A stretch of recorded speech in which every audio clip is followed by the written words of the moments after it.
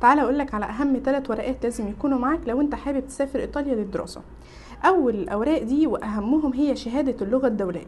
شهادات اللغة الدولية الإيطالية عندي أكتر من نوع، وإحنا النهاردة هنتكلم عن شهادة تشيري. شهادة تشيري ودي من جامعة بيروجيا، أقدر إن أنا أعمل الامتحان بتاعها في أي مركز معتمد من جامعة بيروجيا في مصر، وده بيبقى شكل الشهادة طبعا بالكيو ار كود بتاعها، والصفحة التانية بتبقى تقسيمة الأجزاء اللي أنا امتحنت فيها والسكور بتاعها.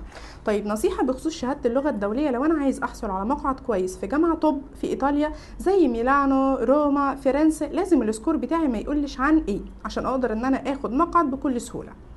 طيب تاني شهادة وهو اختبار دولي برضو اسمه تولك. الاختبار ده بيتعمل من على موقع تشيزيا، وطبعا ليه شويه اجراءات كده هنتكلم عنهم بعد كده في فيديو تاني.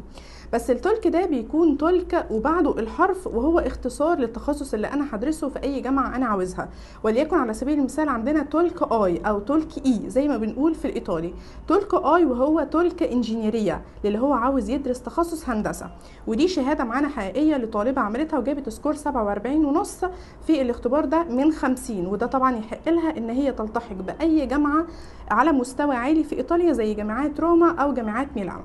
تالت حاجة، طالما انا معايا الاتنين الاولانيين دول اقدر بكل سهولة ان انا احصل على القبول الجامعي بتاعي في اي جامعة انا عاوزها، وده طبعا قبول جامعي في جامعة اوربينو كارلوبو. عشان عملنا خطوتين الاولانيين قدرنا بكل سهولة ان احنا نحصل على القبول الجامعي. ولو محتاج مساعدة في اي خطوة من دول كلمنا وفريقنا جاهز في اي وقت لمساعدتك.